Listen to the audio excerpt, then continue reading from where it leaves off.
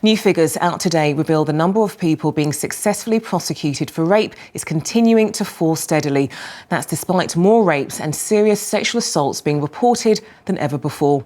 Indeed, the number of cases referred to the CPS by police who then decide whether or not to charge a suspect is also falling.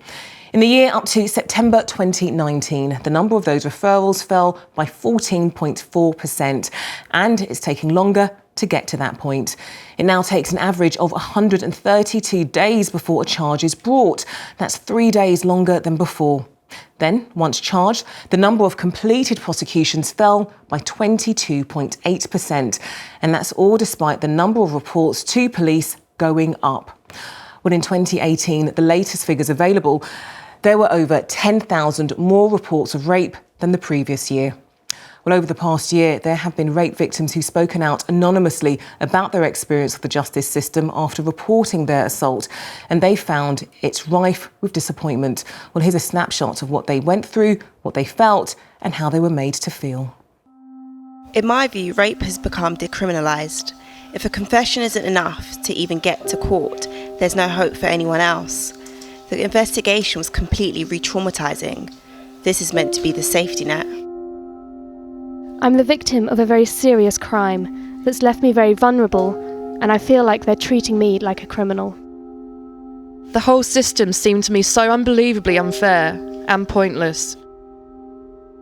They asked me about my sexuality. It all made me feel at the time that I really wasn't being believed here. Why does it make a difference if I'm straight or gay? When I heard my case was being closed, it was absolutely devastating. I started to question myself.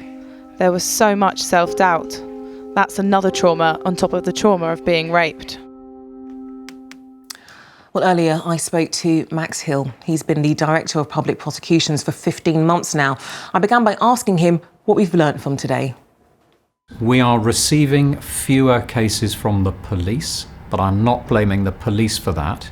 But when we are receiving cases, particularly in the area of rape, which is a major priority for us as a service and for me, we are increasing the proportion of cases that we're charging, and that's what the figures are showing. So I welcome the scrutiny. I think everybody needs to look at these figures. Let's see the positive movement, but rest assured, this is a start. I want to improve on that and make sure that we continue to provide the best service we can, in particular for people who have suffered appalling treatment at other people's hands. And if that means rape, then my message to victims of rape is come forward. Please do so in the knowledge that your case will be taken seriously. And wherever we can, we will charge that case and take it to court. You're calling on victims to come forward, but according to this report, if they did that, there's going to be fewer convictions and fewer prosecutions.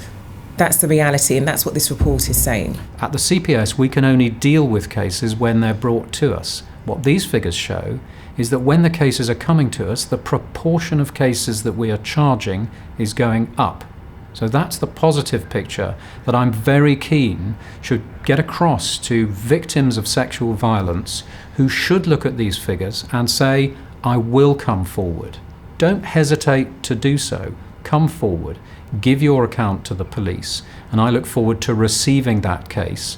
And where it satisfies our test, which has not changed, we will charge that case. But the question is, what is the CPS going to do to turn these figures around? You are having more people coming forward claiming with rape and sexual assault allegations, and yet these figures are dropping in terms of prosecution and convictions. So what's the CPS going to do?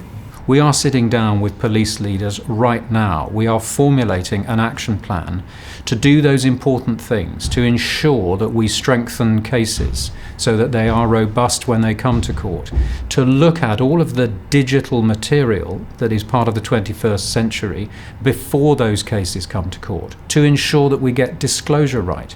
And we are delivering more training to our dedicated specialist rape prosecutors to ensure that every time they get it right when they identify reasonable lines of inquiry. But when you look at your digital approach, that too has also come under criticism. In the past, when the CPS looked to the victim, i.e. looking to the victim's mobile phones, looking through their sexual history, where they feel like they are the ones being investigated. Surely change needs to be made there as well. Now, digital evidence is part of the modern world. The content of a mobile phone might prove a case against a suspect. So you want victims to come forward. So what would you say to a woman who said that she has been raped? What would be your message to her? What would you say to show her that something will be done, and tell her what is being done?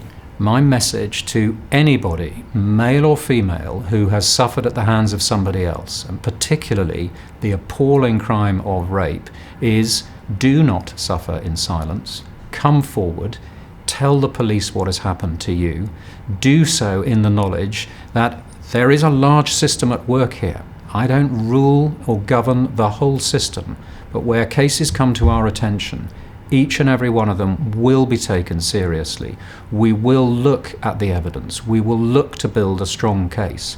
I can't give a promise that in every case it will result in a charge, a trial before the court, and of course it's not my decision whether people are found guilty or not guilty. That's for judge and jury in court. But we are continuing to play our part, and in the figures that we've decided to release every quarter, starting today, you can see the improvements in the system. We just have to keep going. Well, let's get the view now from two women who have a lot of experience in this area. Sarah Green is the director of the group End Violence Against Women, and Kate Ellis is a solicitor at the Centre for Women's Justice. And as I said, they both join me now, and thank you so much for coming in. Sarah, I spoke to Max Hill asking him for his take on those figures. He said it was a good day. Do you think it's a good day? I think he's feeling good about the transparency of making figures available, but the fact is the figures remain absolutely alarming. We're in a situation now where we've got more than 50,000 people, mostly women but also men, reporting rape to the police every year, be it on the phone or be it in the station, and only around 2,000 cases, a little over, are making it through to a prosecution. I don't know who thinks that's acceptable. I think it is time for politicians to take a strong interest in this, as well as workers in the legal system trying to defend it, because we're worried that something really, really wrong is going on. Perhaps a much more cautious approach to making decisions about what to do in rape cases, and this is very, very upsetting and a great injustice towards the women and men who report. I think what we need to remember in particular about rape is that when a woman or a man makes that decision to go and report it, that is a really big decision. It's often done from an altruistic place. It's done from a place of, I know this is going to be awful, but I know that person could do this to somebody else, and I feel a kind of sometimes a duty to try and stop it from happening again. That's what drives the reporting of rape in the first place. And for our system, frankly, to respond in this way at such a level that is cautious and that is not trying hard enough is not good enough. Kate, what was your reaction, particularly to that, the increase in the gap between the number of people coming forward reporting rape and serious sexual assault to actually the number of prosecutions and convictions? Well, it's incredibly concerning, and I don't think it's acceptable for the Crown Prosecution Service to say that they are receiving fewer cases from the police, and that's where the issue lies. First of all, the Crown Prosecution Service, when they've worked at their best, have been standard setters. They set standards for the police in a culture where the Crown Prosecution Service are committed to building cases and to helping the police to bring forward cases in the best way that they can. In that culture, in the past, we've seen real rises in the volumes of prosecutions taken forward, and indeed the volumes of successful convictions. So for him to say that because the police are now not referring cases, the Crown Prosecution Service don't bear any responsibility from that, I just don't accept.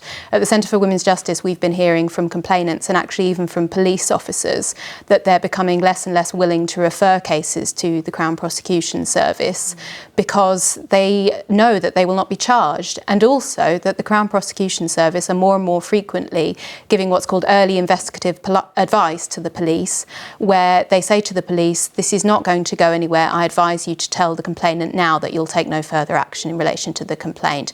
Those figures are massively on the rise, and actually they're fairly hidden in the quarterly statistics that we've seen today. So I asked Max Hill about the Crown Prosecution Service, their approach to accessing the digital background of victims, of alleged victims, and he stood by it. He said that they will still continue to look through somebody's sexual history where it's appropriate through their mobile phones or online. What do you make of that? I think sometimes there is obviously a need to have a look at phone messages, private messages and stuff that's been put out on social media and so on. Sometimes there is clearly a need to do that in a legal case.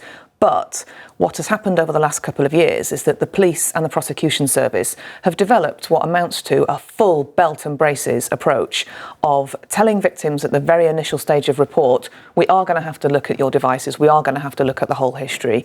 They do not offer guarantees that that is not, for example, looking at conversations with third parties. So can't offer that guarantee, but that's actually very important, because the kind of examination where you take the, say, WhatsApp and look at conversations between the complainant and her friends, and, for example, if you're fishing through or looking for material about what somebody has done before or what they might be interested in, that amounts to gathering sexual history evidence, and that's not allowed in our system.